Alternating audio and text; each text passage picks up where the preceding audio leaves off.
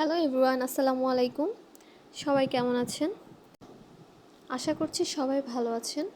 আজকে আমি আপনাদের সাথে একটা নোটবুকের কাভার পেজ পেইন্টিং শেয়ার করব। আপনারা পুরো ভিডিওটাই দেখবেন আর দেখে আমাকে অবশ্যই জানাবেন যে আজকের পেইন্টিংটা আমার কেমন হয়েছে। তাহলে শুরু করি।